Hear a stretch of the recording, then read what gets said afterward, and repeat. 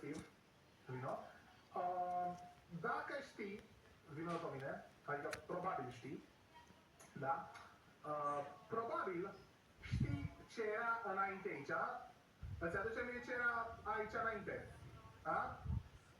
Am astupat tot. Păi, bă, Steve, dar ai astupat cu stone? Adică ai luat cobblestone și l-ai pus în furnal ca să astup tot? Dar de ce ai făcut chestia asta? Da, și mi-am mutat toate itemele, dar de ce ai astupat? Adică n-are sens. De ce ai astupat toată mina? Păi să nu cumva să ce? Să aibă urme. Și primul că e în caz că încă trăiește entitatea aia. Bă, ori ai omorât-o, ori încă trăiește. Că nu înțeleg, te comporți cam ciudat că e vorba între ei. Pare că ești complice, băi, ăsta, Răzvan, lasă-mi puțin în pace. Nu știu, eu sper să fie moartă. Bă, adică tu n-ai văzut cum ai omorât, cum adică speri să fie moartă. Dar mă mut de aici, bun.